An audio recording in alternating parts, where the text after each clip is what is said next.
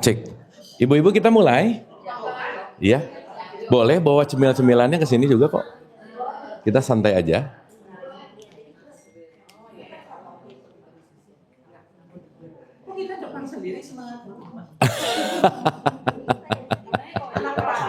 Ya. Posisi menentukan prestasi ya. Anak baru di depan. Cek tar ya, ini suara-suaranya aman nggak ya? Teman-teman online apakah oke? Cek, cek, cek, cek, cek. Cek pun. Aman, oke. A'udzubillahi minasyaitonirrajim. Bismillahirrahmanirrahim. Robbi a'udzubika min hamazati sayatin wa a'udzubika robbi ayahdurun. Robbi srohli sodri wa yassirli amri wahlul 'uqdatam min lisani yafqahu qauli. Assalamualaikum warahmatullahi wabarakatuh. Alhamdulillahirabbil alamin, segala puja-puji milik Allah Subhanahu wa taala yang atas rahmat karunia kasih sayangnya. Alhamdulillah pagi hari ini kita dikumpulkan di tempat yang mulia ini. Pertama-tama mari kita sama-sama doakan siapapun yang menjadi jalan pertemuan kita di pagi hari ini selalu mendapatkan keberkahan dari Allah Subhanahu wa taala. Amin. Kita tepuk tangan dulu buat Sahibul Bait, hatur nuhun. Ibu terima kasih, tempatnya dipakai untuk belajar terus ya. Gitu, kita suasana berubah sedikit ya. Nah, dengan suasana berubah, mudah-mudahan lebih berubah juga mindsetnya gitu. Salawat serta salam juga kita lupakan, kita sampaikan kepada seluruh nabi dan rasul, wabil khusus baginda besar kita Rasulullah Muhammad SAW, kepada para sahabat-sahabatnya, tabiin, pemuka-pemuka agama, wali-wali Allah, pejuang-pejuang bangsa, dan senantiasa sampai kepada kita sampai akhir zaman. Amin, amin ya Allah ya Rabbal alamin. Sehat ya semuanya ibu-ibu? Alhamdulillah. Seperti biasa kita melanjutkan lagi pembelajaran, dan sebelum kita mulai ada baiknya kita hening dulu sejenak, kita santai rileks dulu untuk hadir utuh di sini saat ini. Al-Hadiniyah Al-Fatihah. Auzubillah.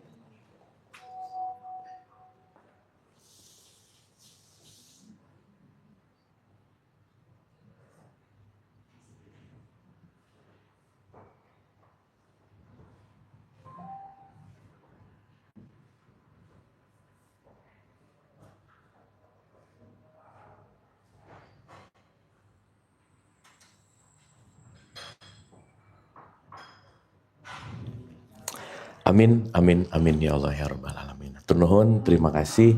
Ntar saya coba mic satu lagi. Cek, cek, cek, cek. Nah, ini kayaknya lebih oke.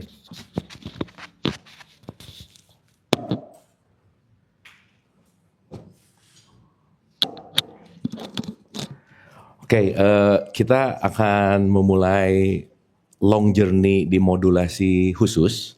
Ibu banyak berbicara tentang hukum sunatullah gitu. Dan nanti kita akan mengerti bahwa hukum sunatullah ini adalah hukum yang nggak bisa ditolak, nggak bisa ditentang. Dan selama hidup ini nanti kalau nanti kita akan ngerti ujung-ujungnya adalah bagaimana kita menerima dan mengalami si hukum sunatullah ini gitu. Nah jadi mungkin ini akan long journey, jadi let's enjoy. Dan di tengah-tengah kalau ada yang nggak ngerti, nggak paham, kita langsung tanya jawab boleh ya. Ya, jadi saya nggak terlalu pengen cepet-cepet ngeberesin gitu, tapi intinya adalah part by partnya kita pahami gitu intinya. Karena yang jauh lebih penting itu bukan masalah tahu, tapi abis ini tuh bisa diaplikasikan gitu. Karena kalau tidak teraplikasi ya cuman jadi obesitas pengetahuan, tapi state of life-nya di situ-situ terus gitu. Dan saya rasa kita semua kan pengen lebih baik gitu ya, kira-kira ya. Oke ya, oke. Ibu-ibu lemas-lemas banget, mau lontong dulu boleh loh di belakang ya. Siapa tahu mau berlontong ria dulu gitu. Oke, saya mau memulai begini, Bu. Ini kenapa ya nggak center sih? Gini kali ya. Sip. Oke. Jadi kan kalau kita bicara dalam konteks apapun itu, segala bentuk yang terjadi pasti selalu ada mekanismenya, betul nggak? Betul ya? Jadi kalau saya sering sebut engineering atau mekanisme itu segala bentuk sesuatu yang perlu kita pahami gitu. Karena once kita nggak ngerti mekanismenya, kita nggak ngerti apa yang terjadi gitu. Jelas ya? Makanya pemahaman mekanisme ini kita dikasih akal sama Tuhan gitu. Cuman maaf ya, maaf banget ya. Rata-rata orang nggak mau ngerti mekanismenya, pokoknya urusannya boleh atau enggak gitu. Urusannya halal atau haram gitu. So itulah kenapa why itu sangat important. Kenapa tuh perlu banget loh. Sementara kalau dalam dogma dan doktrin agama, why kadang-kadang rada-rada ditutup gitu. Udah pokoknya aja. Betul nggak? Sehingga mekanisme tanpa akal dan why keluarnya apa? Dogma dan doktrin. Nah, religion sekarang ketika berbicara dalam dogma dan doktrin, mekanismenya tidak terjadi, akhirnya apa? Religius tapi banyak nolak hidup gitu. Religius tapi tiap hari overthinking mulu kerjaannya. Religius tapi khawatir, cemas terus gitu. Makanya dampaknya bisa kita rasakan dalam apa? Mental issues kita gitu. Karena nanti mau nggak mau konteksnya adalah, saya rasa ini ya, kalau kita mau ngomongin ke ujung dari ujung semua pencapaian yang ingin kita dapatkan dalam hidup, itu 3 sih. 1, tenang. 2, damai. 3, bahagia gitu. Kayaknya puncaknya ke situ deh. Dan bahkan kalau ngelihat dan sering ngobrol sama teman-teman psikolog psikiatri, maaf ya, orang yang punya mental issues dan ingin menghabiskan hidupnya, dia pun pengen nyari bahagia sebenarnya. Betul ya? Jadi nanti kita akan sadari bahwa semua yang kita lakukan ujung-ujungnya tuh pengen 3 ini aja. Ujung-ujungnya. Mau apapun itu. Pengen lebih calmness, pengen lebih peaceful, dengan pengen lebih yang namanya happy gitu. Nah, si tenang, damai, dan bahagia itu banyak orang mencari. Banyak orang menggapai. Padahal nanti kita ngerti bahwa si tenang, damai, bahagia itu bukan dicari, tapi tenang, damai, dan bahagia ini justru sejati dirimu itu cuma ada 3 gitu. Diri kita yang sejati itu sebenarnya cuma tenang, damai, bahagia. Jadi kalau kita lagi tidak tenang, damai, dan bahagia, berarti lagi nggak jadi sejati gitu. Lagi ilusi. Nah jadi yang ingin saya paparkan di awal pembahasan kita ini, sebenarnya ini lebih ke pengantar dulu sih, nggak apa-apa ya. Yang penting kita get something, yang penting kita ngerti mekanismenya. Intinya adalah saat aku nggak ngerti mekanisme diri, aku nggak akan bisa membuat sesuatu lebih baik, itu nggak mungkin. Akhirnya hidupnya itu by chance. Untung-untungan, oh ya mudah-mudahan, tapi nggak tahu mekanismenya gitu. Contoh aja misalnya, mohon maaf. Kita disuruh sholat ada mekanismenya nggak, Bu? Orang Islam disuruh sholat ada mekanismenya nggak kira-kira? Ada.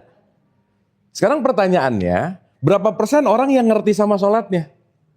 Berapa persen orang yang paham terhadap sholatnya? Less than 2% dari apa yang saya teliti.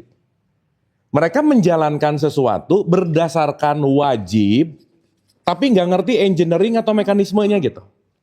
Makanya maaf ya, sholat jalan, ngegosip jalan gitu.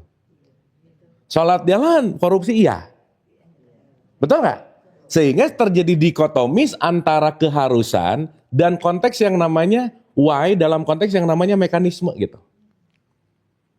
Makanya belum tentu sholat membuat orang lebih baik itu belum tentu. Dan maaf ya kalau kita lebih luas lagi kita ngomongin religion, agama. Ternyata agama tuh bukan terletak dari agamanya apa, tapi orangnya gimana. Betul nggak? Jadi kita nggak bisa ngelihat, oh ini dasar agamanya gini, nggak bisa. Maaf ya, orang jahat beragama bisa lebih buas loh. Karena menggunakan agama untuk kebuasan kejahatannya. Betul nggak? Berarti point of view-nya bukan terletak dari mana-mana, bukan terletak dari luar, tapi terletak dari your inner self.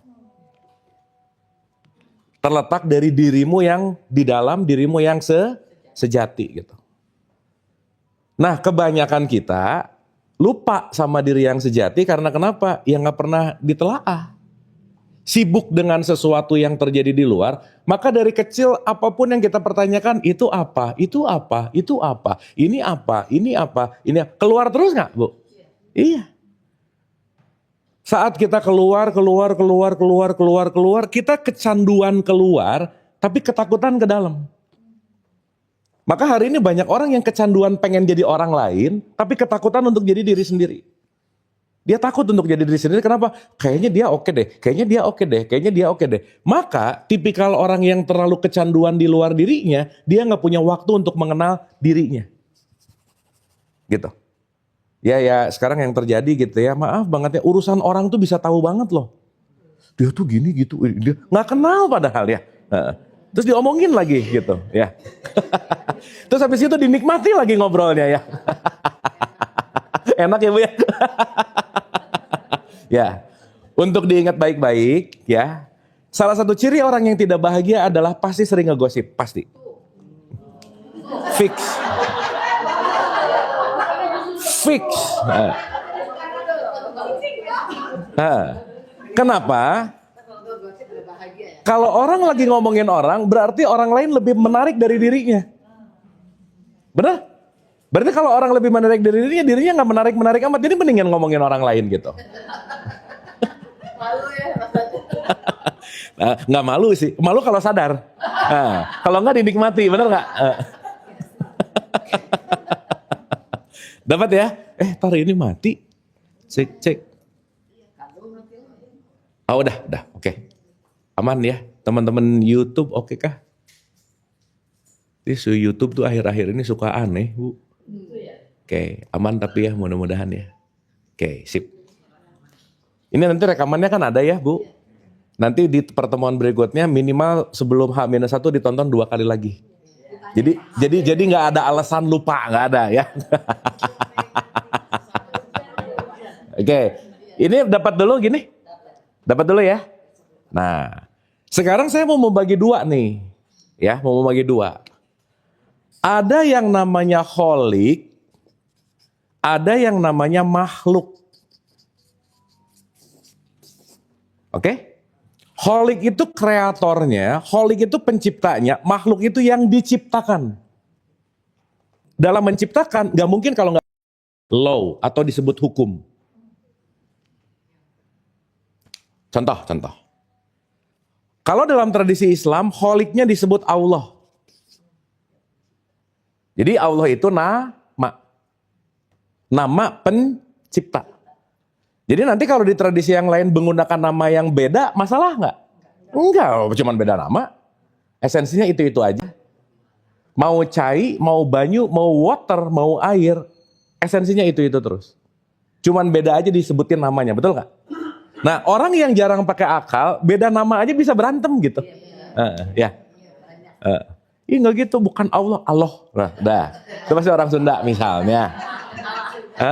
Nggak boleh gitu ya. Ntar denger Yesus dikit, nah mulai. Denger Yahweh, mulai. Nah gitu tuh.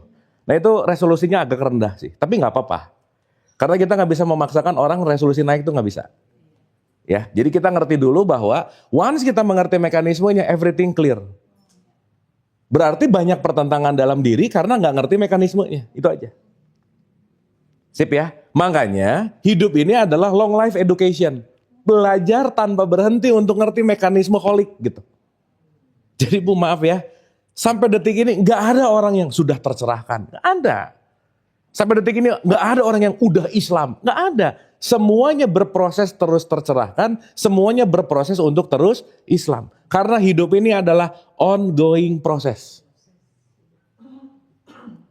Oke? Sip ya? Jadi kalau sekarang nemuin orang, aku tuh sudah tercerahkan, ini pasti ujungnya pret gitu, udahlah ngomong. Karena semua konteks ini bentuknya adalah dinamis. Bentuknya adalah ongoing proses. So itulah kenapa salah satu mekanisme yang perlu kita mengerti dalam hidup, intinya adalah less judge.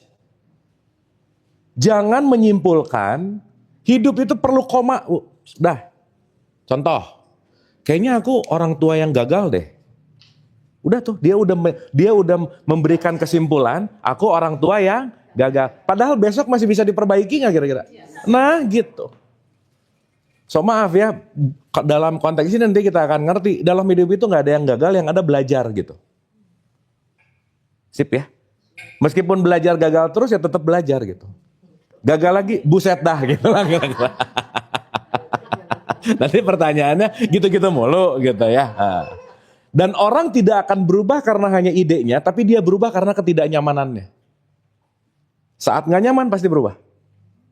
Kalau masih nyaman nggak akan berubah. Maka perubahan terjadi pada ketidaknyamanan. Fix. Dan ya maaf ya ibu-ibu, saya banyak banget forum belajar kayak gini. Semua orang yang serius belajar karena dia nggak nyaman dengan pertanyaannya misalnya. Dia nggak nyaman dengan kondisi hidupnya. Dia nggak nyaman dengan apa yang terjadi dalam realitasnya.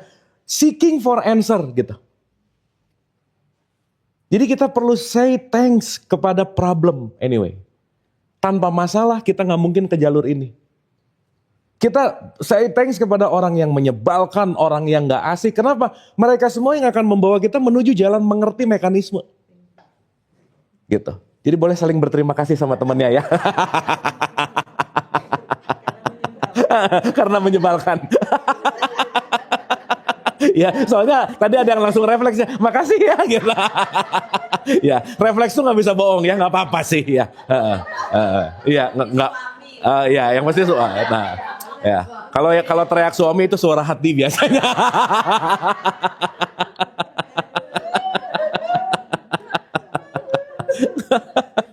Ya gitulah ya. Ya. Soalnya hari ini banyak orang yang tidak mengerti cinta sih sebenarnya.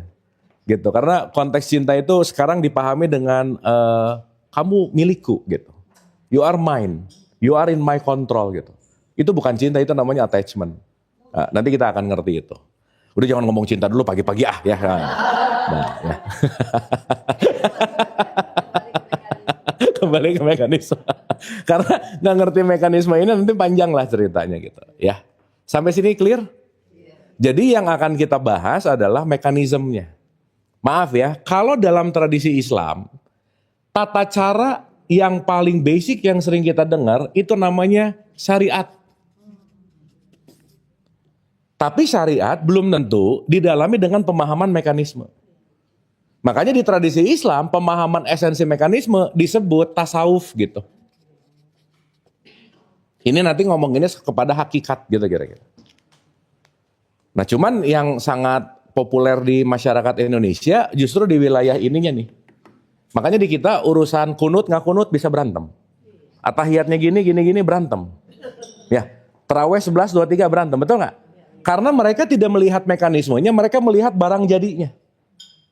Padahal barang jadi pasti ada proses pembuatan menuju itu gitu. Dan yang paling jauh lebih esensial bukan barang jadinya tapi prosesnya. Karena kalau kita nggak ngerti proses sama seperti sholat, puasa, umroh, haji dan seterusnya, jangan-jangan kita cuma melakukan mekanisme syariat. Tapi what means to our life gitu. Bu, ini agak satir tapi fakta ya, maaf banget nih. Saya nanya ke 900 orang tentang sholat mereka. Hampir 80% pernyataan ketika saya tanya, sholat ini dalam keadaan nyaman atau tidak? 80-85% jawabannya adalah kepaksa, Bu. Ya. Jadi kenapa banyak orang yang sholatnya nggak khusyuk? Karena nggak ngerti mekanismenya. So, di sini ada nggak yang kira-kira gini? Allahu Akbar, rakaat 2, rakaat 3, ada nggak yang gitu? Ya udah lah. Iya ya udah. Ya. Jadi saya ngerti kenapa pada kumpul gitu ya. Udah ngerti lah.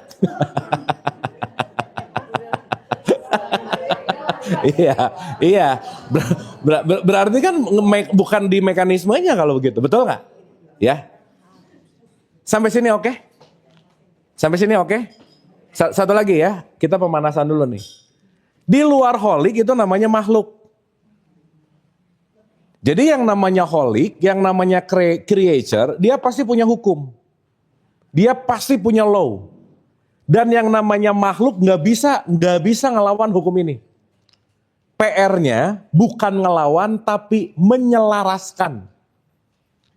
Jadi kata kuncinya hidup ini intinya adalah harmoni.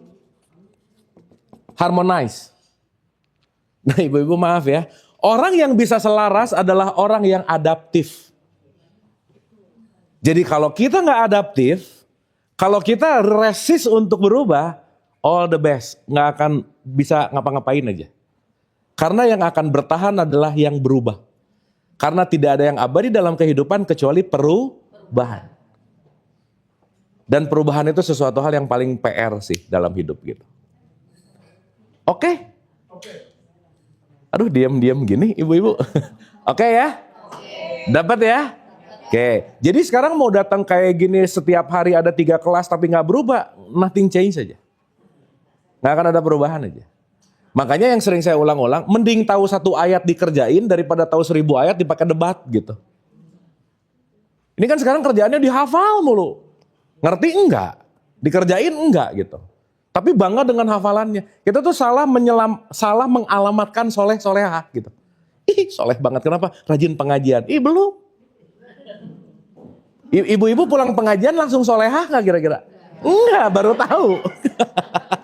Iya. Terus nanti ngomong bikin grup sister solehah gitu. Solehah apa pret lah gitu ya.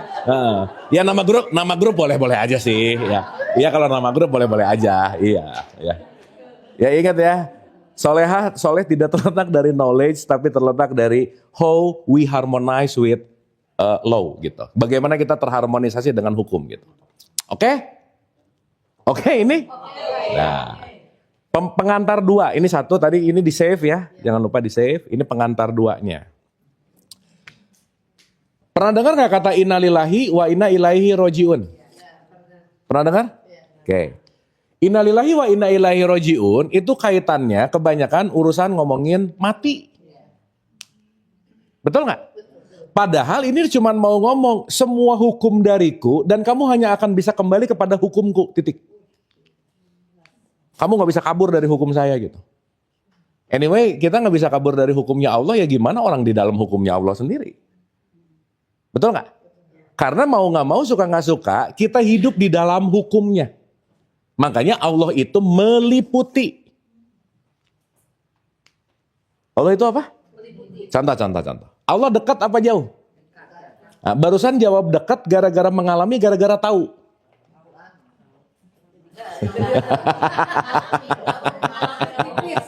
Tipis.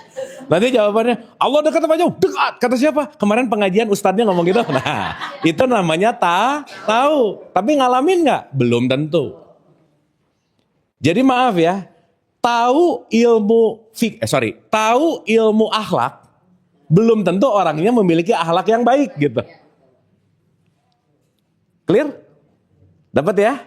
Nah, kalau kita bicara dalam konteks apapun, ya oke. Karena kita bicara dalam tradisi Islam, kita sedikit menggunakan ayat-ayat Al-Quran gitu ya. Pakai Quran dikit boleh ya? Biar kelihatan kayak pengajian gitu. Oke. Di surat 57 ayat 3 dan 4, di surat 6 ayat 12, di surat 6 ayat 54, di surat 2186, di surat 50 ayat 16, ini membicarakan tentang the quality of God. Kualitasnya Tuhan. Ibu bisa bedain nggak? Mana simbol, mana fungsi? Bisa bedain nggak? Mana quality, mana simbol? Bisa bedain? Contoh. Gula, simbolnya kecil putih, betul? Oke? Tapi quality-nya itu manis. Paham? Jadi kalau kita ngomongin gula itu, ada gula, ada manis. Ada gula, ada manis. Ada simbol, ada qualities. Dapat ya? Nah, Allah ini berbicara dalam konteks alif lam lam ha-nya simbol, tapi qualitiesnya bukan alif lam lam ha. Qualitiesnya nanti banyak sekali. Salah satu yang tertinggi, dia menyebutkan I am love. Aku adalah kasih sayang. Makanya di sila pertama, ketuhanan bahasanya. Bukan Tuhan. Kenapa pakai ke, Bu?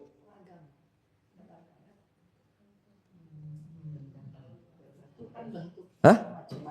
Kenapa nggak Tuhan yang Maha Esa, tapi ketuhanan? Kenapa begitu?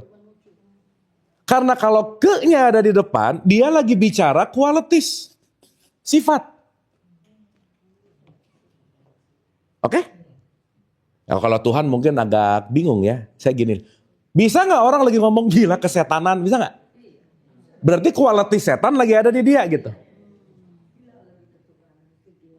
Paham?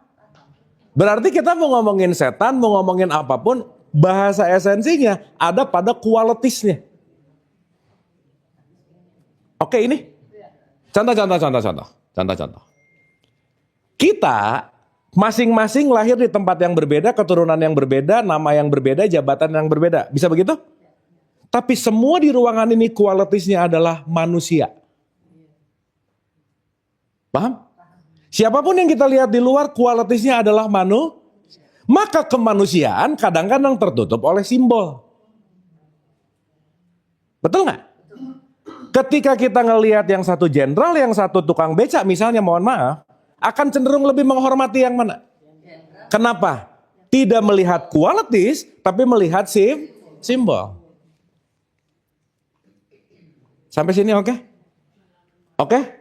Jadi pertanyaan saya, Islam itu kualitas apa simbol? Kualitas. Jadi bukan berarti orang yang pakai baju takwa, orang yang pakai baju putih-putih, orang yang lahir di KTP-nya Islam, dia memiliki kualitas Islam, belum tentu.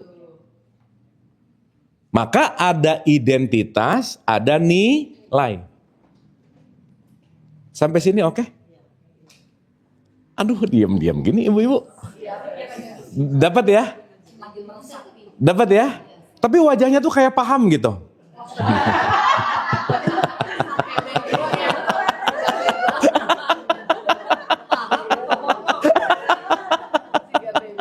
Ya. Dan sorry ya, tipikal orang-orang yang nggak mau renewing, yang nggak mau adaptif, susah nerima gini-gini nih. Kenapa? Karena dia sudah membuat fix bahwa kalau Islam tuh gini, sholat tuh gini, umroh tuh gini, udah nggak berubah sepanjang masa gitu. Dapat ya? Dan itulah kenapa Quran itu selalu mengulang-ulang, gunakanlah akal. Sampai sini dapat? Dapat ya? Dah. Jadi kalau kita udah mulai ngerti, maaf nih, kebanyakan orang lahir dari rahim orang Islam yang agamanya Islam, tapi belum tentu Islami. Oke? Jadi maaf nih ya, ciri-ciri orang Islam bukan yang pakai kerudung, bukan yang pakai gamis, bukan yang ina itu. Itu adalah simbol.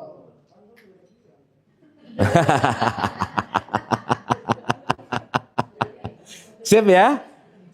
Sorry ya, simbol tidak membangkitkan, tidak memperlihatkan kualitas itu belum tentu. Maka jangan tertipu oleh simbol. Karena simbol tuh everything. Ibu pernah nonton film PK nggak? Kapan-kapan cek di internet, ada film India judulnya PK. Bagus banget statement dia. Tentang religion sih. Jadi gini Bu, di film itu ada adegan yang paling saya suka. Ada orang Islam pakai baju pastor, ada orang Katolik pakai baju Buddha, ada orang Buddha pakai baju Islam. Ditanya sama orang-orang, yang Islam yang mana? Semua nunjuk baju. Simbol. Saya kalau kesini pakai baju monk nih, Buddha nih, bisa begitu nggak? Iya, padahal belum tentu. Terus kelihatan kita ada yang pakai kopiah, pasti soleh, belum tentu.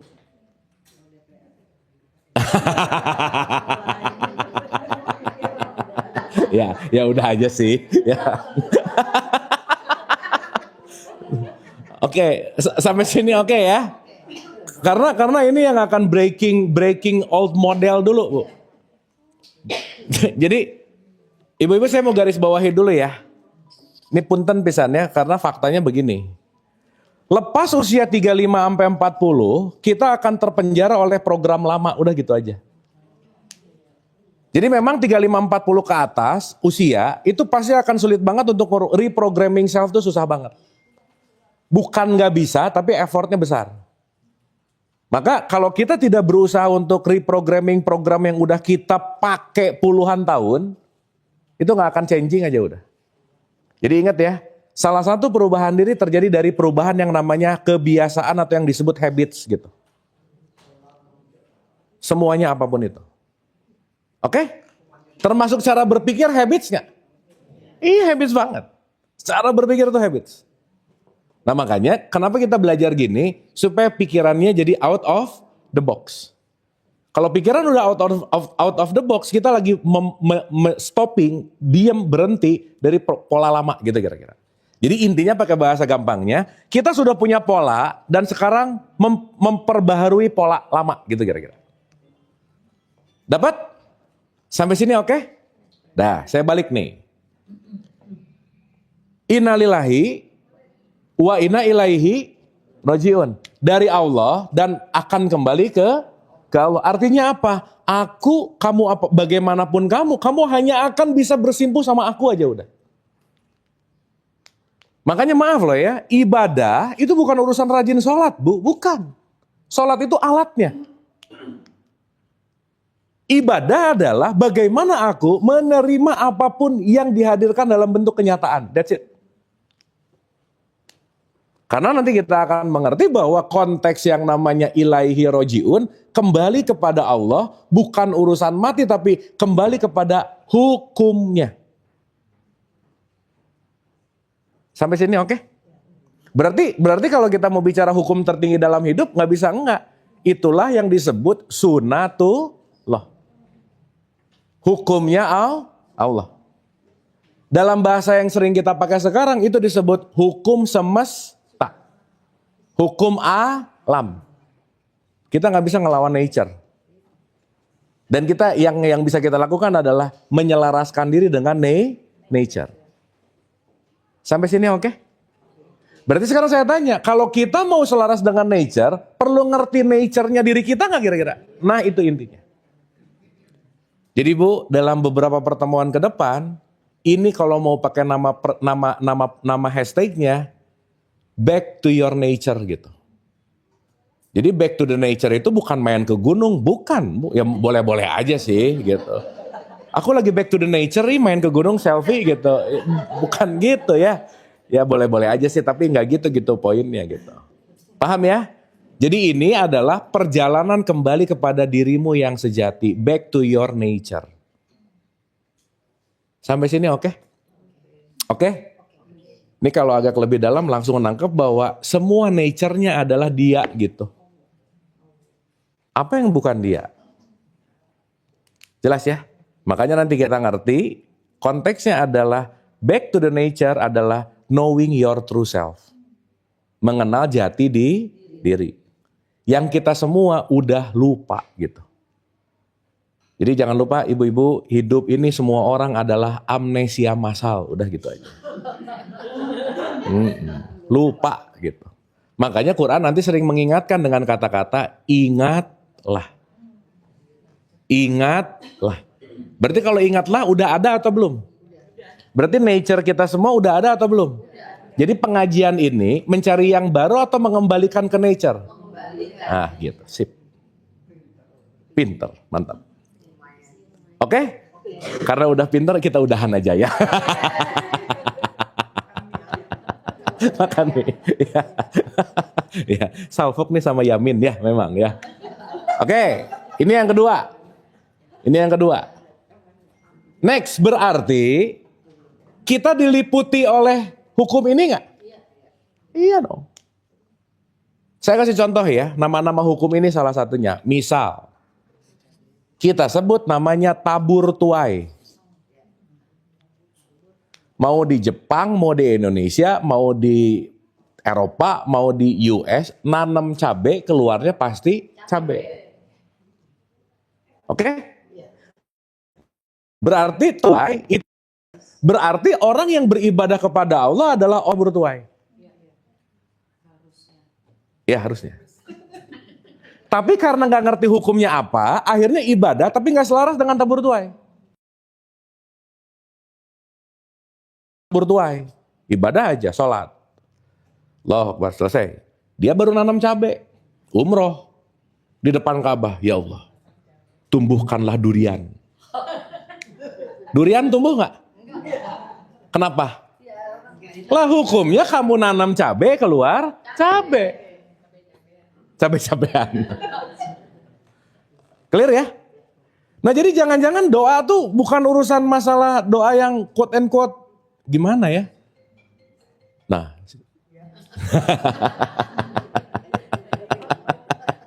Ya. Bu maaf loh ya, orang hari ini kadang-kadang kelihatan berdoa tapi lagi ngatur Tuhan loh. Sekarang saya tanya, kedepankan keinginan kita atau keinginan Tuhan? Ya udah. Berarti kan nggak relevan sama iftitah dong. Benar nggak? Lagi iftitah, inna sholati, wa nusuki, wa mayaya, wa mamati, lillahi rabbil alamin. Terus saya tanya, lagi sholat baca iftitah? Baca. Gimana bacanya? Inna sholati, wa nusuki. Ditanya, apa maknanya? Wallahu alam bisawab. Nggak tahu. Betul nggak? Coba, lagi sholat ngomong inna sholati wa nusuki. Ya. Berarti antara iftitah sama doa habis sholatnya kontradiksi nggak? Malaikat pusing, ini orang maunya apa sih gitu. Tadi ngomong terserah Allah, sekarang ngatur-ngatur Tuhan gitu. Kenapa? Tidak mengerti engineering, tidak mengerti mekanisme. Gimana? Mintanya gimana? Nanti kita bahas, belum, tenang. Nanti kita ke situ. Ya. Ibu kalau banyak minta, banyak kecewa aja. Tapi bukan berarti nggak boleh minta, bukan. Tapi mintanya selaras yang diinginkan oleh Allah. Nah, keselarasan itu nanti yang perlu kita pelajari gitu. Oke ini? Jadi bisa nggak sih orang melawan tabur tuai? Nggak bisa. Jadi ibadah bukan masalah sholat, tapi sholat yang membawamu tunduk sama tabur tuai gitu. Clear ya? Berarti ibadah yang sejati bukan terletak dari ritualnya, tapi ketertundukan kita kepada hukum semesta. Hukum Allah, sunatullah gitu. Jadi kalau sekarang saya panen cabai, berarti kemarin nanam apa? Kalau saya panen durian, buah durian, kemarin nanam apa? Kalau sekarang saya panen dicaci maki, kemarin nanam apa? Ya udah, selesai. Semua yang datang ke kita adalah apa yang aku tanam. Nah sekarang banyak menolak orang ngomongin orang apa, disalahin, jangan lupa, jangan-jangan yang membuat itu datang ke kita adalah yang aku tanam gitu. Jadi nyalahin orang terus gitu. Apalagi maaf ya, orang nggak ngerti satu hukum yang sangat esensial, salah satunya disebut hukum yang namanya konsekuensi. Segala bentuk apa yang terjadi, intinya datang dari konsekuensi. Betul nggak? Contoh-contoh, ibu-ibu hidup ada ujian nggak? Ada. Yang ngasih ujian siapa? Nah ini jawab Allah tuh mabuk aja udah ya.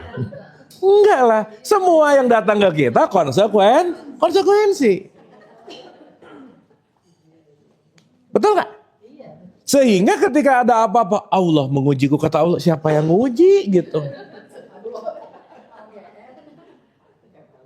Jadi Allah itu menghukum atau punya hukum? Punya hukum. Kitanya nggak sadar hukum, maka kembali kepada konsekuensi.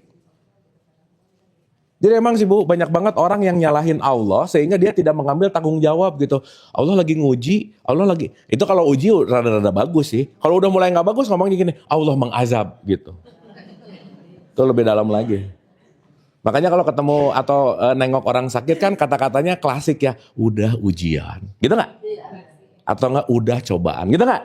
Atau udah musibah, gitu nggak? Tapi yang jangan Bu, udah azab, jangan ya. Nanti kasihan, dia stres gitu. Padahal bentuk apapun yang terjadi pada diri kita, maaf nih ya, nothing to do sama Allah gitu.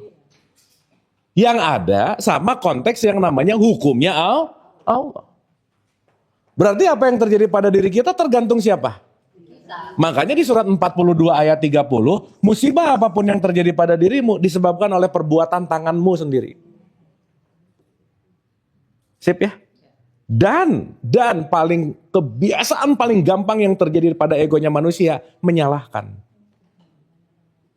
Maka sorry to say, semakin menyalahkan, semakin gak bisa ngeberesin hukum konsekuensinya gitu. Oke, Bu. Nah hukum ini akan ada sekitar 20, banyak banget. Tapi kita akan pelajari step by step, detail by detail gitu. Oke? Supaya kita ngerti mekanismenya. Supaya nanti kita ngerti segala sesuatunya, bentuknya, karena kenapa? Saat kita selaras sama hukum ini, tenang, damai, bahagia, it's happening. Jadi ketidakbahagiaan datang ketika tidak selaras dengan hukum alam, hukum semesta. Makanya saya mau garis bawahi, ini kita belum mulai ya ibu bapak ya. Ibu-ibu belum mulai ya. Ini pemanasan dulu nih. Maka hukumnya ada tiga, rumus besarnya ada 3. Harmony with God, harmony with people, dan harmony with nature gitu. Oke? Makanya disebut hablum minallah, hablum minanas, hablum minal. Makanya 21:107, wa ma arsalnaka ila rahmatan lil alamin, seluruhnya. Jadi jangan rajin sholat, iya, buang sampah sembarangan, iya. Biar matching. Gitu. Jadi ngelihat lingkungan tuh jadi gimana banget kan, nggak gitu juga gitu. Sip ya? Oke? Oke nggak ini? Sip? Nah, kita mulai masuk ke hukum yang pertama. Kita mulai. Bismillah. Ya. Sampai sini dapat ya? Sampai sini mulai menyadari bahwa oh ternyata saya pengetahuan tentang hukum ini juga nggak banyak. Saya ternyata banyak ngelawan apa. Sehingga ada kontemplatif gitu. Bukan menyalahkan, tapi melakukan yang namanya kontemplasi. Karena yang udah lewat-lewat nggak ada yang salah, ingat. Belajar. Ya, belajar. Makanya sekarang saya tuh rada nggak setuju dengan kata-kata mari belajar dari kesalahan. Bener nggak? Ya salah mulu. Tapi mari belajar jangan salah. Karena udah ada kesempatan, udah ada pengalaman gitu kira-kira. Artinya apa? Kalau kita nggak sengaja, nggak ada intention, oke, itu namanya hilaf. Tapi kalau diulang-ulang, itu namanya suka gitu. Itu namanya habits gitu. Itu namanya jadi sebuah perilaku. Nanti lama-lama jadi karakter, lama-lama mengerak, lama-lama susah berubah gitu. Oke ya? Sip? Kita mulai. 1.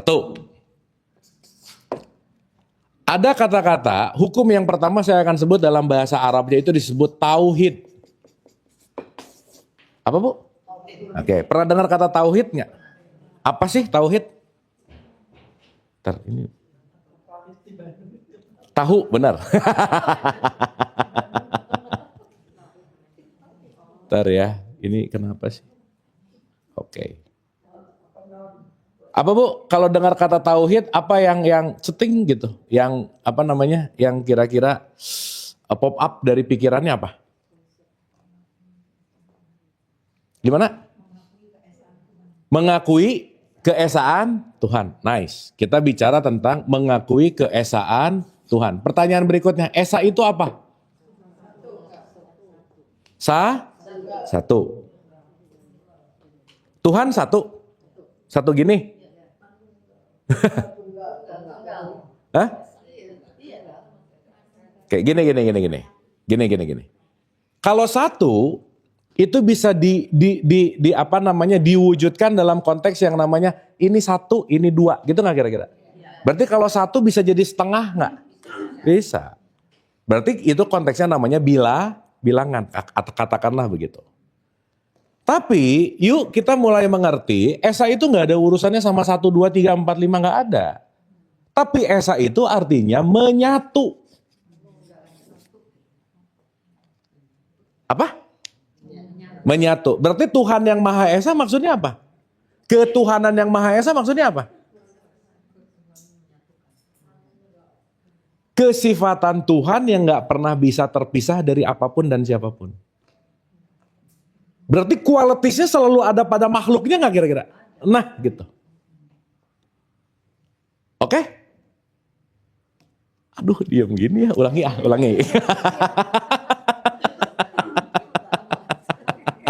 Gini. Ya oke, bagus, bener. Ya ada bagusnya sih, ya. Tapi kelamaan ya. Jadi kalau udah ditanya diam dulu, wis oke. Tapi lama banget. Beda antara sadar sama migrain, beda ya. Jangan-jangan migrain. Oke, saya ulang nih.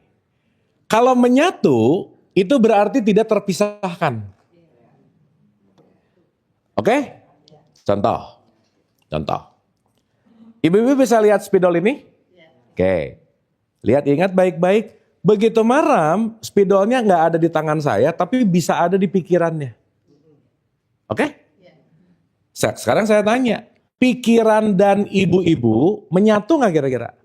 Nah itu yang namanya manunggal. Itu yang namanya esa. Kita nggak mungkin lepas dari pikiran kita. Kemana-mana kita pergi, pikiran bareng nggak? Iya. Karena itu dalam konteks yang namanya menyatu. Bentar, ini mati ya? Oh iya.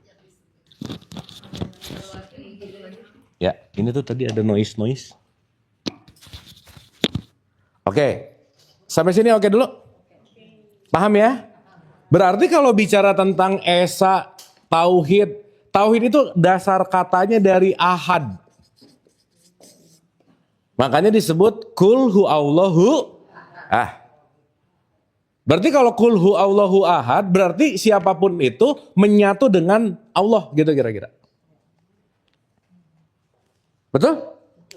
Paham sampai sini? Berarti pertanyaan saya, kalau dia adalah tauhid, kalau dia adalah esa, kalau dia adalah menyatu dan ahad, ada nggak keterpisahan antara kholik dan makhluk? Gini. Ada nggak keterpisahan antara Allah dan kita? Hah? Nggak ada. Berarti Allah dan kita, esa, tauhid, ahad, berarti Allah dekat apa jauh? Menyatu. Betul? Terus sekarang pertanyaannya, ada orang mencari Tuhan. Betul nggak? Nyari kemana. Padahal tidak ada yang lebih dekat dari kita kecuali dia itu sendiri. Jadi Allah dekat apa jauh? Pertanyaan saya, kalau Allah itu menyatu, ngapain nyari Allah ke Mekah gitu misalnya? Betul nggak? Berarti perjalanan umroh dan haji bukan masalah pencarian Tuhan, bukan. Tapi ritual dalam bentuk pendalaman pemahaman tentang esensinya. Masa Allah nongkrong di depan Ka'bah, Bu? Betul nggak? Sekarang saya tanya, orang doa di depan Ka'bah sama orang doa di Pondok Indah, mana yang lebih didengar? Kenapa sama? Lah menyatu. Cuman kurang khusyuk. Berarti, maaf nih, tidak ada kesempatan siapapun makhluk yang terpisah dengan holiknya tuh nggak ada. Kalau kita dibagi konteks itu dengan adanya Tuhan yang menyatu dari Allah kembali ke Allah. Kalau ada kata kembali itu kan ada poin kembali ke poin tersebut. Jadi mungkin pemahaman saya karena orang itu pergi jauh lupa sama Allah. Bukan karena kan kalau Allahnya menyatu ada terus di situ. Betul. Jadi sebenarnya kalau saya mau bilang kita nggak kembali, emang ada di sini hanya kita lupa, gitu benar nggak? Gini Bu, kalau kita lagi gini aja, kalau Allah sangat dekat dengan kita, kenapa ada orang yang merasa jauh dengan Allah? Kenapa Bu? Lupa, oke. Kalau kita ngerti bahwa ini semua adalah menyatu, berarti kan nggak ada keterpisahan antara kita dengan Allah, betul nggak? Tapi ada orang yang terus mencari dan merasa jauh dari Tuhan, dari Allah, gitu nggak kira-kira? Satu Bu. Karena Allah tidak terletak pada ruang, tidak terletak pada waktu tertentu, tapi terletak pada sadar atau tidak. Contoh. Kalau dengar kata dekat, mindsetnya langsung ke jarak nggak? Langsung hitungannya itu, si parameternya itu meter, kilometer, betul nggak? Saya sama kursi ini jauh apa dekat? Secara apa? Jarak. Betul? Contoh nih. Ini saya pakai analogi yang pernah kita pakai di beberapa pertemuan yang lalu. Ada suami istri lagi candlelight dinner, duduknya sebelah-sebelahan. Ini jaraknya cuma beda sekursi. Dekat nggak? Tapi suaminya nge-WhatsApp siapa, istrinya nge-WhatsApp siapa? Jadi jauh nggak? Berarti dekat secara jarak, tapi jauh secara kesadaran. Oke? Berarti esensi inti dari kita dekat dengan Allah bukan di mana tempatnya, bukan di mana ruangnya, tapi kata kuncinya adalah di mana kamu saat sadar. Sampai sini oke? Maka sholat mendekatkan diri ke Allah nggak? Kalau sholatnya sadar. Makanya di dalam Quran dikatakan, janganlah sholat dalam keadaan mabuk. Berarti yang jauh adalah yang mabuk. Nah ibu-ibu maaf ya saya mau nanya, ibu-ibu keseharian banyak sadar banyak mabuk? Ya, ya nggak apa-apa sih ya. Nggak, mabuk tuh nggak bukan minuman, bukan masalah air putih atau air alkohol, bukan. Mabuk itu karena terjebak dengan program, terjebak dengan kebiasaan, terjebak dengan pola lama, itu namanya mabuk. Jelas ya? Jadi maaf ya, mungkin nggak kita tidak mabuk? Nggak mungkin. Kenapa? Karena dunia memang tempatnya mabuk. Jadi bahasa innalillahi wa inna ilaihi raji'un, kamu tuh asalnya sadar, kamu masuk ke program yang mabuk, jangan lupa balik lagi ke sadar ya, gitu loh. Karena kalau sadar disebut hidup. Kalau lagi mabuk disebut mati. Bahasa gampangnya, nanti simpelnya, saat kita mabuk, yang menguasai diri kita namanya ego. Saat kita sadar dan hidup, yang menguasai diri kita namanya Allah itu sendiri. Jadi ibu maaf nih ya, keseharian kita ini cuma berbolak-balik kok. Sadar mabuk, sadar mabuk, sadar mabuk, sadar mabuk. Gitu nggak? Waktu ngegosip sadar apa mabuk?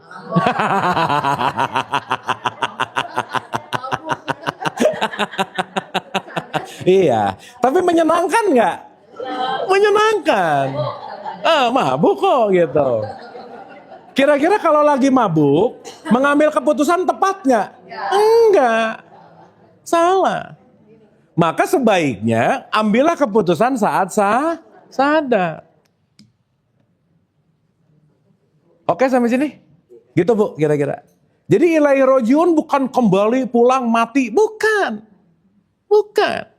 Berarti ilaihi rojiun bisa dilakukan detik ini nggak? Nah gitu. Untuk sadar. Asa nanti ilaihi rojiun pas sudah mati, kelamaan.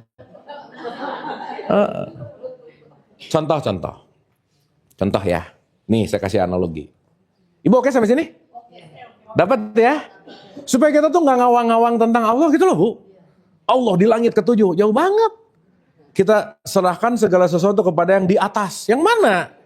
Kucing. Dapat ya? Contoh. Ada orang hidup sama di sebelahnya makam. Orang yang udah dimakamkan. Jadi kayaknya kalau pas saya pakai gampang di daerah mana? Oke, rumahnya katakanlah di tanah kusir. Nih di tanah kusir kan ada jalannya, ini makam, ini rumah orang hidup, ini rumah orang mati gitu. Misalnya. Nah, ada orang lewat kelaparan. Ceritanya. Kira-kira kalau kita punya esa dengan manunggal, dengan sifatnya Allah yang maha kasih sayang, kira-kira ada care nggak? Ada ingin menolong nggak? Ada welas asih nggak?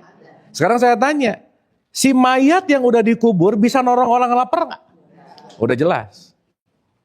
Betul? Tapi orang hidup yang nggak mau nolong orang lapar, apa bedanya dengan mayat yang di sini? Dia bedanya, yang satu mayat mati, ini mayat hidup gitu. Ini namanya zombie.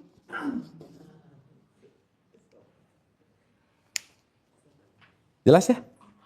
Jadi jangan menyangka sekarang orang yang bangun pagi, kerja, melakukan activity, itu sadar, belum tentu. Karena dia hanya melakukan activity dari program lamanya, dan bahkan dia nggak hidup, dia terkurung oleh activity-nya, oleh habits-nya, over and over. Makanya menua belum tentu mendewasa. Contoh nih ya, ada satu statement dari dunia tasawuf tuh gini. Ada orang yang dikubur 90 tahun, tapi dia udah mati dari umur 60 tahun. Karena dari 60 sampai 90, overthinkingnya sama itu lagi, khawatirnya sama itu lagi, dia nggak berkembang lagi. Kenapa? Dia menggunakan old programnya untuk tidak tumbuh gitu. Oke? Jadi hidup mati bukan urusan tanah kusir, bukan. Apakah aku menghidupkan kesadaran atau apakah aku melestarikan kemabukan gitu. Makanya esensi dari sholat adalah kamu hold sebentar supaya ke titik sadar, supaya kamu melepaskan kemabukan yang sebelumnya, supaya kamu bertumbuh. Itulah yang disebut khusyuk, terhubung. Karena jangan-jangan kita terhubungnya sama egonya mulu gitu intinya. Sampai sini oke? Duh, langsung terhubung gini ya maksudnya. Khusyuk. Dapat ya? Sip ya? Berarti kalau sekarang kita dikuasai sama ego, emosi-emosi negatif, dikuasai sama masa lalu yang menyakitkan, penderitaan yang membuat perilaku kita sama, keputusannya sama lagi, berarti kita lagi nggak hidup gitu. Makanya perubahan terjadi dari perubahan keputusan. Keputusan berubah terjadi dari kesadaran yang baru gitu. Sampai sini oke? Sip ya? Makanya nanti kita ngerti kenapa sholat, puasa, semuanya ritual itu diulang-ulang petisi. Kalau nggak diulang-ulang aja lupa, apalagi nggak diulang-ulang gitu. Tapi pengulangan perlu nggak? Maka kata kuncinya adalah rehearse. Semua ya, ilahi rojiun bukan urusan mata. Kembali kepada kesadaran. Karena Bu, ini perlu disadari ya. 98% ibu-ibu tiap bangun tidur itu pasti otomatis ngerjain sesuatu yang gak mikir lagi. Otomatis saja gini, kesini, kesini, kesini, kesini. 98% seseorang dalam satu hari nothing new, gak ada yang baru. Mikirnya itu, memutuskan itu, merasakan itu, sakitnya di situ, sedihnya di situ, bobo, ulang lagi, bobo, ulang lagi. Begitu bangun tidur dengan penderitaan yang udah terjadi setahun yang lalu gitu. Over and over and over. Makanya nggak tumbuh. Nah, artinya shifting dari mabuk ke sadar, shifting dari mati ke hidup, inilah nanti yang disebut saat mabuk menuju sadar, ini bahasanya namanya hijrah gitu Bu. Awas hijrah bukan ganti baju ya. Bajunya ganti tapi pemikirannya sama, outputnya juga sama pasti. Tapi meskipun diawali pakai ganti baju dulu nggak apa-apa juga sih, boleh-boleh aja. Biar segar benar. Tapi mindsetnya kalau nggak berubah, nggak akan ada yang berubah gitu. Sip ya? Oke Bu? Paham ya? Lebih mulai acknowledge nggak? Lebih mulai ngerti nggak? Dekatnya Allah tuh bukan masalah gini gitu. Tapi aku dan kesadaranku. Nah pertanyaannya, si kesadaran ini nggak pernah ada di mana-mana masalahnya. Di dalam. Nah sekarang, ada pertanyaan dulu nggak sebelum next on? Dapat ya? Sip ya? Jadi urusan hidup kita, urusan antara mabuk atau sadar, that's it.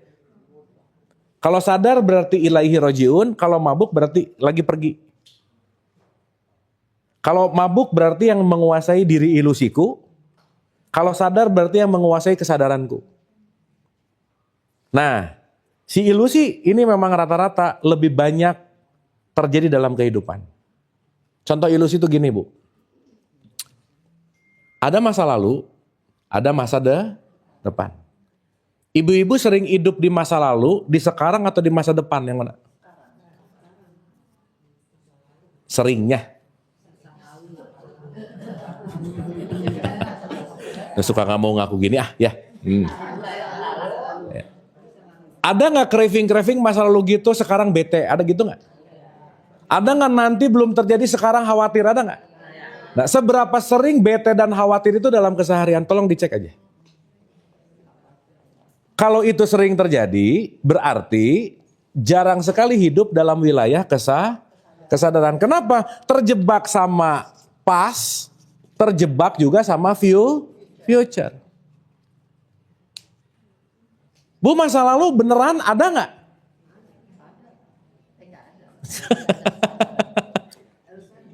Dulu tuh ada nggak? Nggak ada. Lewat. Betul nggak? Tapi begitu ngelihat sesuatu yang mengingatkan dan mengikat dan mengingat momen itu, kita ke-trigger ke masa itu nggak kira-kira? Yes. Bisa begitu nggak? Bisa dong. Nah, saat kita jarang hadir untuk di sini saat ini, akan sangat juga jarang untuk ada di wilayah yang namanya sadar. Makanya sholat disuruh khusyuk. Bagaimana mau khusyuk? Allahu Akbar. Aduh, nanti gimana? Nah, udah mikir. Jemuran lah, cucian lah, masak lah, merek tas lah. Wah, udah tuh. Gini. Betul nggak? Iya. Kenapa begitu? Karena terlatihnya begitu. Makanya kita nanti jadi less fokus gitu. Oke? Dapat? Dapat ya? Nah, ini pelajaran ketauhidan yang perlu kita sadari begini. Saya mau ulang dulu. Jadi, Allah itu kita sebut sebagai sumber. Apa Bu? Sumber, source. Ibu bisa bedain gak mana lautan, mana ombak? Bisa bedain?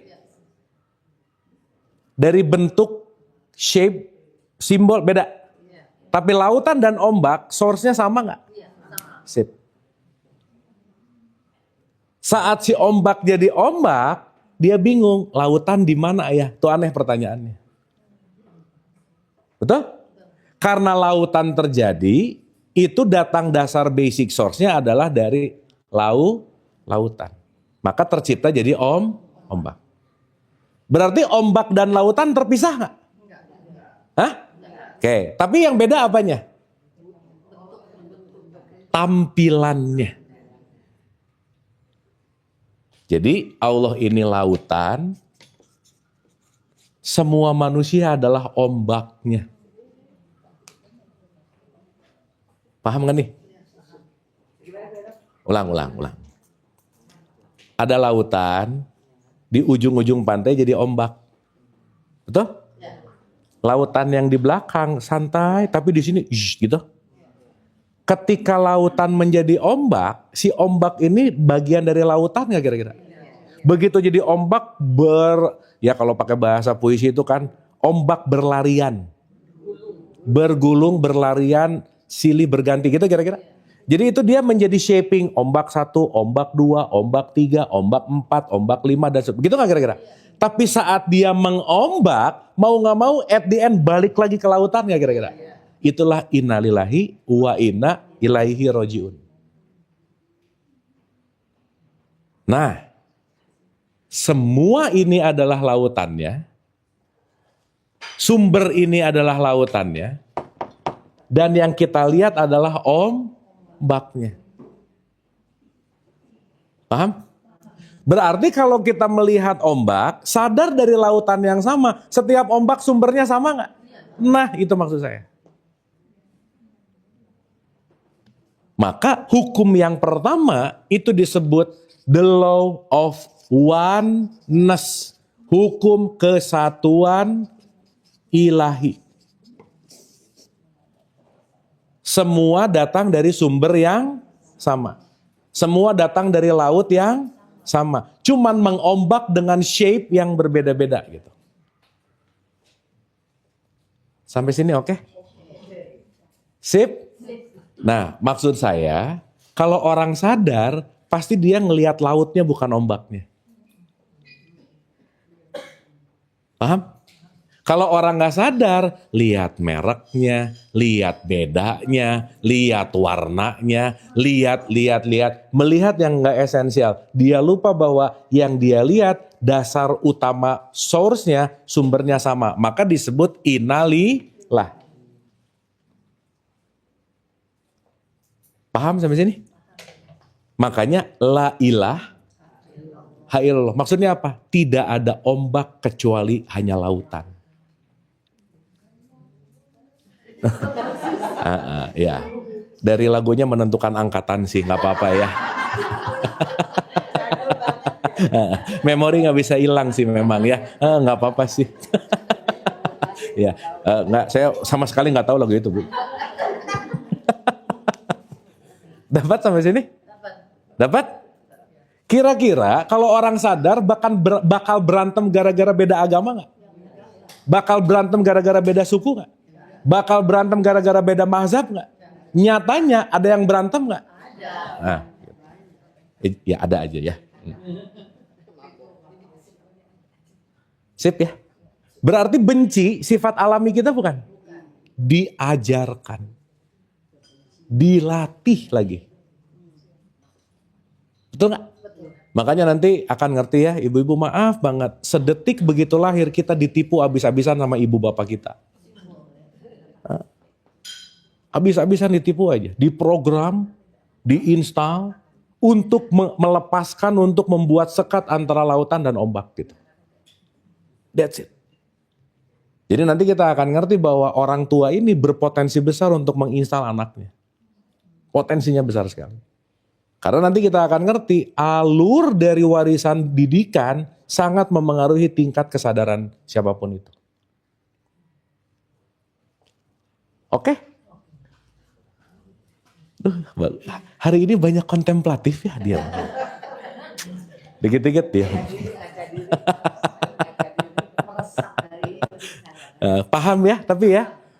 Jadi once kita mau, diam dulu. Ingat dulu nih lautan yang sama nih. Itu dulu. Cuman ombaknya begitu, ombaknya begini gitu. Nah, inilah nanti yang disebut tauhid itu bukan menyamakan, bukan menyeragam. Hidup ini kata kuncinya adalah perbedaan. Perbedaan bukan diseragamkan tapi dipersatukan. Beda loh. Nah kalau pakai ego, boro-boro pengen satukan, tapi ingin diseragamkan. Yang gak sama, salah. Jadi wajar, kenapa Indonesia banyak orang Islamnya, tapi sekarang nomor 1 negara paling Islami itu Irlandia. Iya. Jadi sekarang kalau ngomongin simbol, oke lah. Tapi ngomongin value, beda. Sip? Oke? Nah, berarti sang sumber ini memercikan kepada menjadi makhluk. Yang kedua, ini disebut sebagai ruh gitu.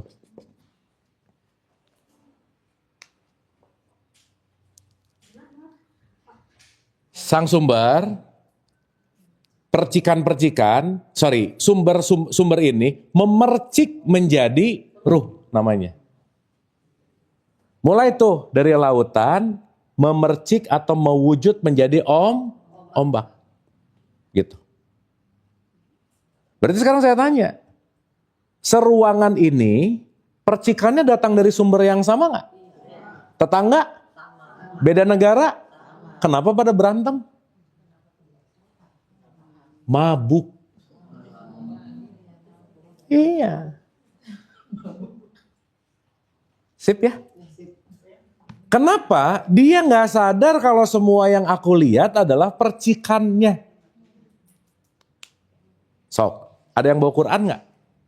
Boleh tolong dibukain nggak? Satu aja kita baca. 2115, silakan. Di handphone boleh? Oh di hati boleh sih. Ya, pas ngeluarin buku, sorry ya Quran saya tuh di hati. 2115. 2115. Al-Baqarah 115. 2115. Nah. Hanya milik Allah timur dan barat. Artinya kalau milik Allah itu adalah satu kesatuan yang gak bisa terpisah gitu. Oke, terus? Kemanapun kamu lanjut? Di sanalah wajah apa? Nah gitu. Dah sampai situ dulu. Timur dan barat milik Allah. Kemanapun kamu menghadap, wajahnya siapa? Jadi kalau orang sadar, yang dia lihat bukan ombaknya tapi lautannya. Paham? Kalau orang sadar, dia nggak ngelihat simbol, dia nggak ngelihat pakaian, dia nggak ngelihat identity, tapi aku tahu bahwa aku sedang melihat percikannya. Dan percikan yang ada di dia dan percikan yang ada di aku, sumbernya sama. Maka orang sadar punya hashtag, kamu adalah aku yang lain. Maka menyakitimu, menyakitiku. Menolongmu, menolongku. Dan nanti kita ngerti yang di luar diri kita, ini semua hanyalah dalam tanda petik resonansi. Hologram. Cuman beda ombaknya aja. Oke sampai sini? Sip ya? Hal-hal gini bisa lupa nggak kira-kira? Lupa, karena kita punya bagian yang ketiga nih. Namanya jiwa.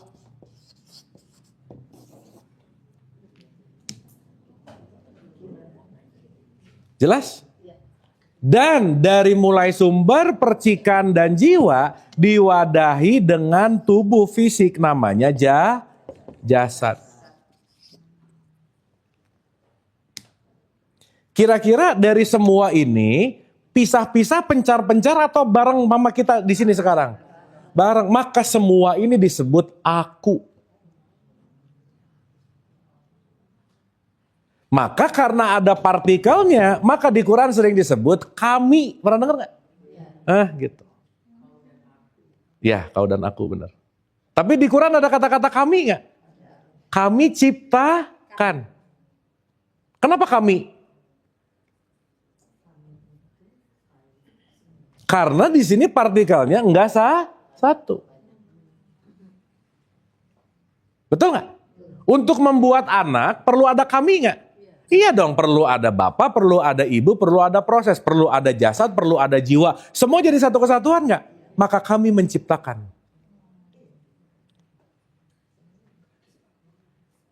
Paham sampai sini? Jadi ini lagi ngomongin satu atau menyatu? Menyatu. Karena kalau mindsetnya Allah itu satu, kok di Quran ada kami? Kami kan bukan tunggal. Bukan kalimat plural, banyak gitu. Sampai sini oke? Sip? Oke? Kita kasih nama yang kemarin kita bahas. Allah disebut aku satu, ruh disebut aku dua, jiwa disebut aku tiga, jasad disebut aku empat.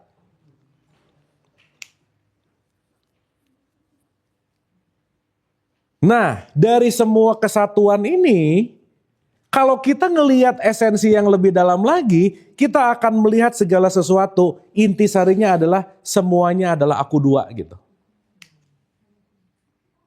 Contoh, seruangan ini, aku satunya sama nggak? Sama. Oke. Ya, kita gambar pakai ini. Maka kalau pakai hierarki pasti disebut atau digambarkan dengan piramid. Di atas sumber satu sama? Sama. Turun, aku duanya sama nggak? Sama, kan percikan. Percikan itu sang hidup. Nanti kita bisa sebut energi, kita bisa sebut kesadaran. Oke? Tapi sekarang saya tanya. Jiwanya, seruangan ini sama nggak? Beda. Apalagi ngomongin jasad. Jadi makin ke bawah, itu namanya makin mendunia. Dunia itu makin meniness. Makin ke atas, makin mengakhirat. Makin mengakhirat, makin menuju kepada oneness. Jadi makin ke bawah tersekat, makin ke atas menyatu. Sampai sini oke? Sip ya? Berarti kalau saya ngelihat ini A, ini B, ini C, aku dan dia beda. Duniawi banget orangnya. Di sini nih. Di sini, di level 4. 1, 2, 3, 4. Tapi kalau pakai kesadaran, dia naik ke level di sini. Oh, oke. Ini cuma beda casing aja sih, gitu. Sip ya? Berarti kalau kita masih berantem gara-gara beda casing, gara-gara beda suku, bangsa, ras, agama, duniawi banget orangnya gitu. Ingat ya, dunia dan akhirat bukan ngomongin tempat, bukan. State of consciousness, nanti kita ngerti itu. Tingkat darat. Artinya makin bawah resolusinya makin rendah. Makanya yang paling rendah namanya materi. Berarti mendunia, materi, memadat, padat, susah menyatu. Ke atas tuh makin fluid, makin mencair, makin mau menyatu. Makanya ke atas jadi non materi. Maka yang punya bobot, gramasi, beban, kilogram, segala sesuatu dari semua ini hanyalah tubuh fisik, punya materi. Makanya maaf banget, kalau orang hidupnya berat, jangan-jangan terlalu materialistik gitu. Dia lupa meruhani. Sekarang saya tanya, yang sejati kita, yang materi atau yang rohani? Nah gitu. Yang sejati adalah sesuatu yang gak pernah berubah gitu. Oke? Oke ini? Dapat ya? Dah. Berarti kalau kita ngomongin simbol, identitas, adanya di sini nih. Pasti beda. Jiwa isinya pikiran, perasaan, emosi. Beda-beda. Karena dia nanti diinstal dari lingkungan yang berbeda. Tapi lepas aku 3 ke atas, inilah di sini yang disebut dengan yang namanya ketauhidan tuh ada di situ. Berarti kalau kita ngelihat siapapun, yang beda cuman casing dan aplikasinya. Jelas ya? Berarti saat kita ngerti bahwa cuman beda casing dan aplikasi, yang kita punya ngelihat, oh, Al-Baqarah 115 tadi, kemana saja kamu menghadap di situ wajahnya Allah. Apa yang akan terjadi pada diri kita? Satu, kita akan lebih less judgment. Itu yang paling penting. Berarti less judgment, less reaktif. Less reaktif berarti getting clear, lebih apa namanya? Lebih clarity, lebih jelas. Dan di situ perubahan akan terjadi. Oke ya? Karena kalau kita tidak melihat dengan aku 2, kita akan melihat dengan ilusi yang ada di aku 3 dan di aku 4 gitu. Contoh, saya kasih contoh. Contoh ya. Ibu-ibu, kalau kita menilai apapun yang di luar diri kita, penilaian itu berasal dari luar atau dari dalam? Ibu ngelihat orang, ini asik, ini nggak asik. Yang asik nggak asik tuh orangnya atau penilaian kita? Berarti segala bentuk apapun di sini punya proyeksi bintang, dia akan memproyeksikan bintang. Paham? Berarti semua bentuk yang kita lihat di luar sebetulnya the big me dalam bentuk fisik. Atau semua adalah proyeksi yang ada di dalam yang aku dapatkan di luar diri kita. Cermin, mirror effect. Sampai sini oke? Cuman kita menganggap bahwa yang jelek, yang buruk, yang gak asik, yang apa, ini nih. Si eksternal ini. Padahal segimanapun ini adalah layarnya, dia mau memproyeksikan, kalau ininya nggak diganti akan gini terus nggak kira-kira? Pasti. Makanya saya ulang-ulang nggak pernah bosan, kalau 2 orang ketemu, itu dianggap dia ketemu orang ini ketemu orang ini, dianggap dua-duanya saling menilai satu sama lain. Padahal apa? Dia menilai dirinya, dilepaskan ke orang lain gitu. Paham? Yuk, supaya ada rasanya, supaya bisa kita nggak ngalamin. Ibu-ibu boleh lihat teman sebelahnya, dalam hati aja. Coba dilihat apa bagusnya dan apa jeleknya gitu. Tapi jangan diomongin, nanti berantem.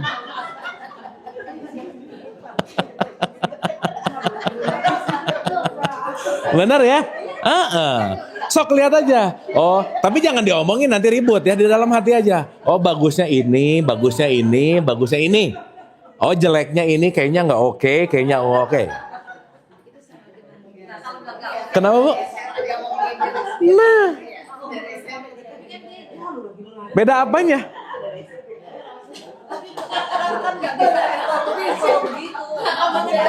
Ah. Ah. Iya. Kan penilaiannya ada di Ibu.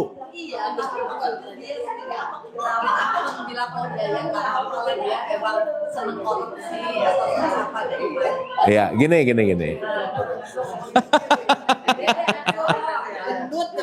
Iya. Iya. Jadi maaf ya. Satu dulu. Semua yang diterapkan ke kita, yang disampaikan ke kita, itu bukan kita tapi gagasan orang itu. Iya dong. Semua di sini punya gagasan yang beda-beda nggak? Ingat Bu, saya ulang-ulang lagi nih. Jiwa sifatnya ada dua. Satu, tukang rekam terus. Ya. Yang kedua, tukang ngarang. Ini nomor 2.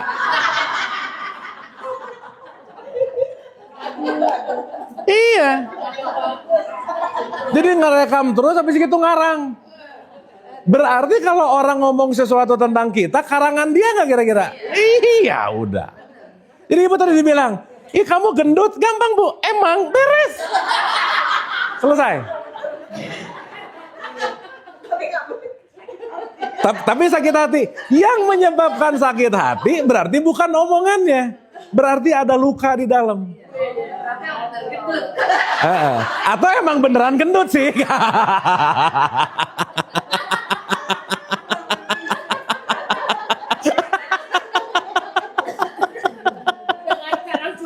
Enggak gini. Maaf ya.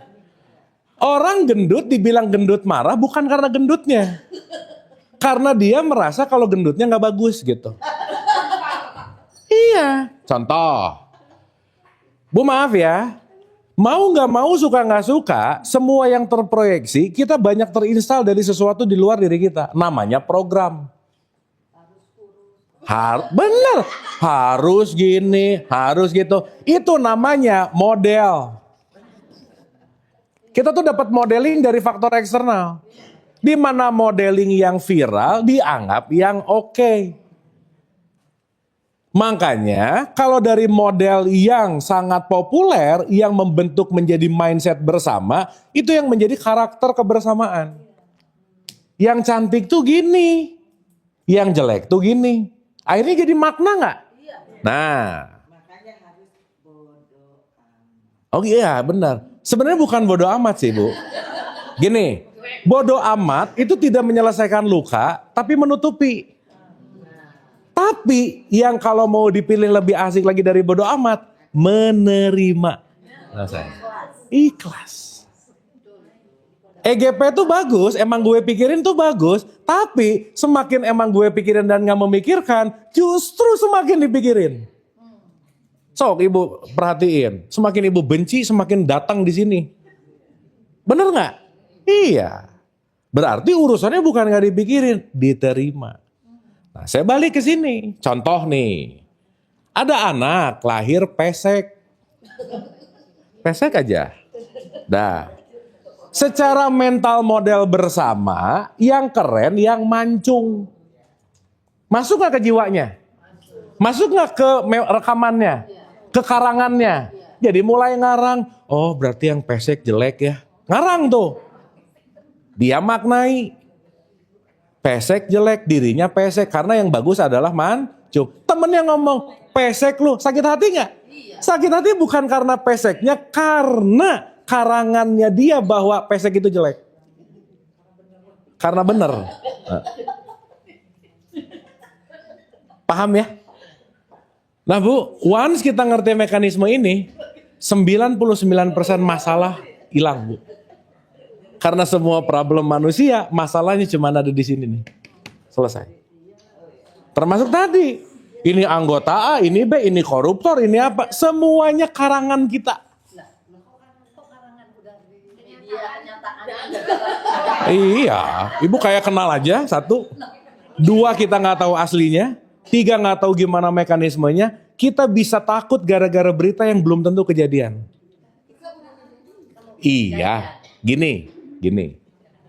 Apa yang kita lihat di luar, itu realitas atau gambaran? Gambaran, kita nggak tahu. Iya. Sekarang gini, kalau ibu sibuk banget dengan berita, ilusi. Satu, kita terjebak dengan ilusinya, dengan penilaian, dengan konteks yang namanya si rekaman dan ini, tapi kita lupa bahwa jadikanlah itu sebagai sebuah kewaspadaan, tapi jangan sampai membuat di sini si ketenangan, kedamaian, kebahagiaan itu tersiksa gitu kira-kira. Jadi namanya waspada. Tapi bagaimana cara menyikapinya itu? Maksudnya apakah itu suatu proses yang kita biarkan atau kita ada kepedulian kan sebelum dibiarkan? Iya, sekarang gini, ibu nggak suka sama koruptor, korupsi di TV gitu, ya, di media di mana gitu. Pokoknya kita nggak suka. Bukan nggak suka, kita merasa mencari nggak suka, kita juga mencari keadilan gitu. Yang nilai adil itu bagaimana? Kan itu kan berarti dari ada satu sumber yang mengatakan bahwa itu terjadi ketidakadilan. Ya. Nah, kita harus Gini Bu, saya mau to the point ya. Ibu kalau nyari adil nggak akan pernah ketemu. Keadilan tuh hoax, Bu, nggak ada. Karena relatif. Contoh nih, saya kasih contoh. Yang jauh lebih penting kalau kita ngomongin itu adalah bagaimana aku tetap menjaga ketenangan si jiwaku dulu gitu. Contoh, ibu tahu dia korupsi, simple. Satu, aku belajar untuk tidak begitu. Dan aku mencontohkan ke sekelilingku, selesai. Ya kan? Cuman yang bahaya, kalau ada hatred di situ, ada benci di situ, itu yang akan membuat di sini bentar-bentar nggak lama lagi akan meledak jadi bom gitu. Karena sorry nih ya, sorry nih. Contoh. Begitu kita ngelihat orang koruptor mencak-mencak dasar apa dan lain, ingat di situ ada kesombongan tipis bahwa aku lebih baik dari dia. Bener nggak? Merasa bahwa dia jahat, dia jelek, aku enggak.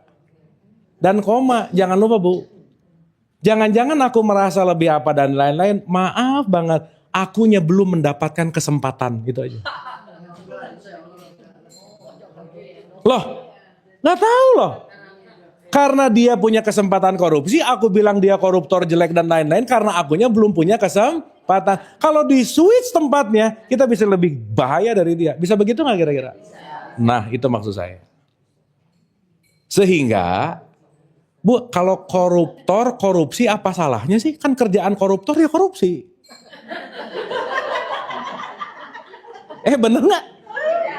Iya, koruptor kerjaannya korupsi. Dan nanti kita ngerti bahwa setiap siapapun pasti punya hukum semesta ini nggak kira-kira? Udah beres. Gimana? Gini loh Bu, maaf ya. Antara kita peduli sama rese beda tipis loh.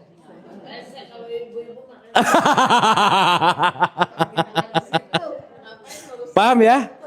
Jadi maksud saya, ketika ngelihat sesuatu yang nggak oke, satu reflect ke sini, dua waspada, beresin. At least I'm doing my best untuk diriku dan lingkungan yang terdekat. Selesai. Gitu. Dan sebisa mungkin kita nggak usah ada hatred apapun itu. Kenapa? Ya itu adalah fasenya dia dalam bentuk koma. Dia memang harus memerankan itu. Dan maaf Ibu, kita nggak bisa ngatur ngerubah orang lain, nggak bisa. Kenapa? Ya kalau tetangga ibu mending pindah rumah aja udah. Lah komplain tiap hari tapi nggak pindah gitu. Loh, betul nggak? Karena circle nggak bisa kita rubah. Sama Bu, nih banyak banget orang yang komplain. Aduh lingkungan kerja gua toksik banget tapi nggak resign gitu. Aneh banget sih gitu. Komplain tiap hari tapi no movement gitu. Ya dalam tanda petik. Nah, jadi maksud saya, once balik lagi ke sini, nanti kita akan mengerti bahwa esensi dari apapun itu konteksnya, at least kita akan mengerti bahwa segala bentuk yang terjadi di luar itu adalah bentukan yang terjadi di dalam gitu. Nanti kita ngerti akan di situ. Oke? Oke? Nih saya mau nanya Bu, ya tolong direnungkan. Mau koruptor, mau orang baik, percikan yang sama nggak? Betul nggak? Iya, makanya nanti kita ngerti dunia ini adalah panggung sandi. Iya, kita nggak usah terjebak ke dramanya nggak usah. Tapi nanti kita ngerti titik tengahnya adalah kesadaran. Oke? Karena once kita menyentuh titik sadar, ibu akan tahu harus ngapain. Bukan karena program, tapi karena aliran. Nanti kita akan ngerti ke situ. Sip? Oke? Dapat ya? Nah, PR-nya untuk menyadari si aku dua ada di mana-mana gitu. Nih ya, contoh. Ini kenapa mati ya?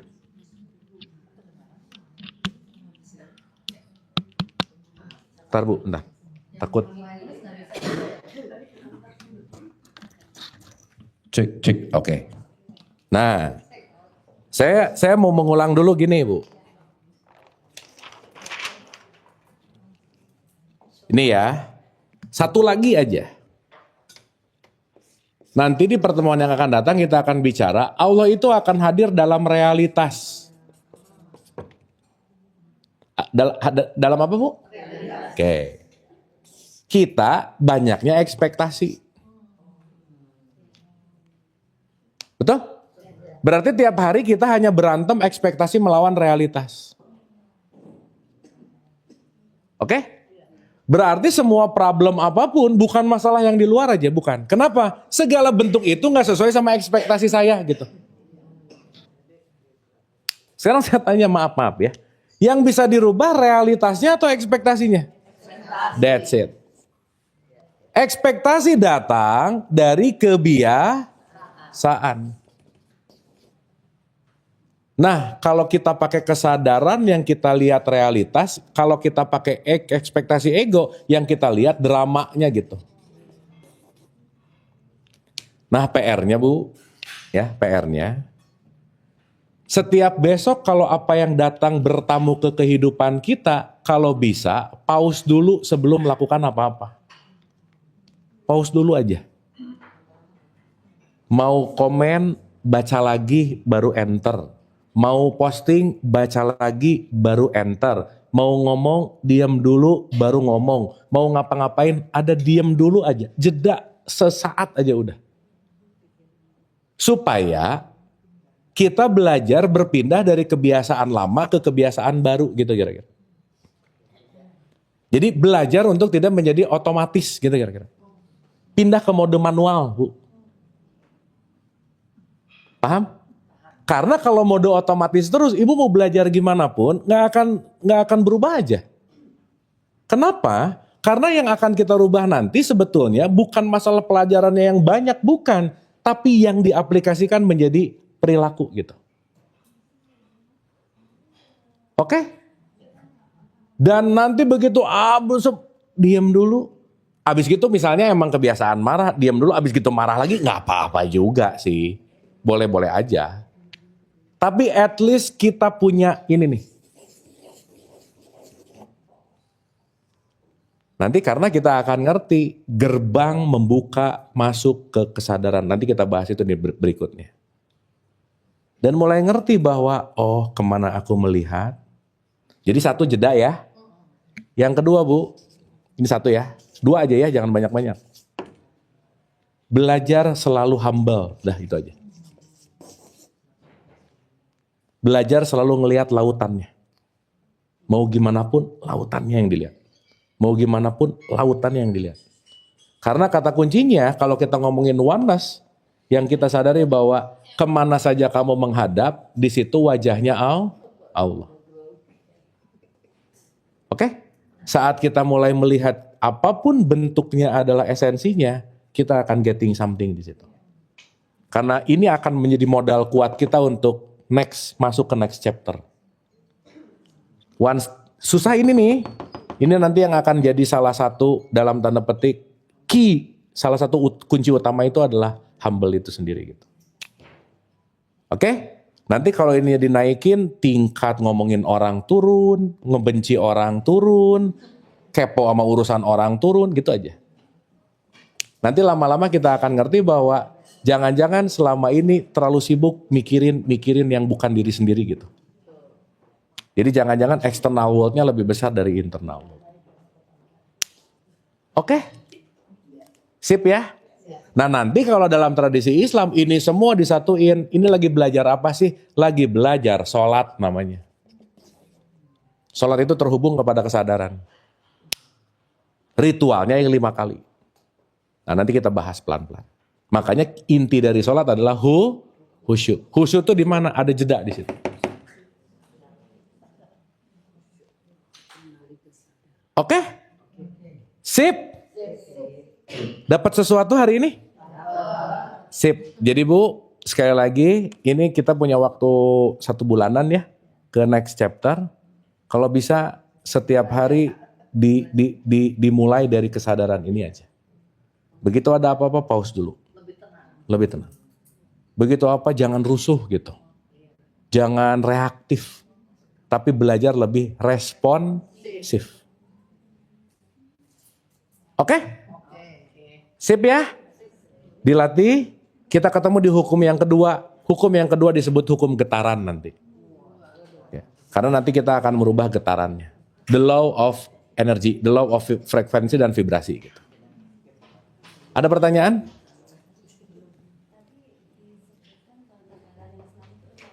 Ya, Islami. Jepang tuh ke 7, 8 gitu. Ya. Indikatornya? Islami. Begini Bu, yang dinilai pada penelitian itu Islami bukan negara yang paling banyak orang Islamnya. 1, tingkat korupsi rendah. 2, society-nya bagus.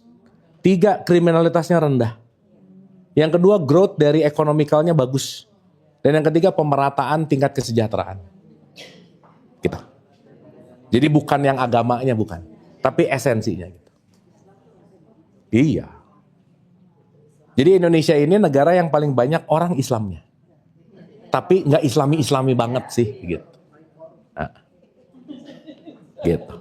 Tapi ingat, kalau mau ngomongin Jepang, Irlandia, ya kita juga nggak usah bilang bahwa Jepang lebih baik, Indonesia lebih jelek, nggak ada. Udah aja. Ya, ini bukan berarti Indonesia lebih jelek, enggak. Indonesia enggak. Cuman beda. Di Jepang tertib, di kita enggak. Itu aja bedanya. Gitu. Kan beda ya? Bukan lebih baik, lebih buruk, bukan. Cuman beda aja. Oke? Kita tutup hening sebentar.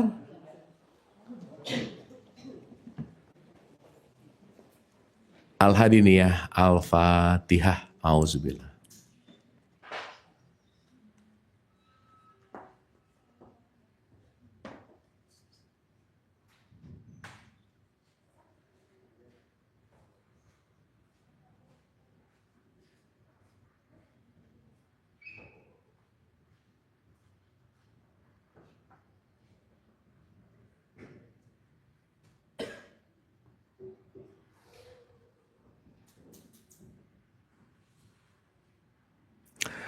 Amin, amin ya Allah ya Rabbal Alamin. Terima kasih ibu-ibu, semoga dapat sesuatu.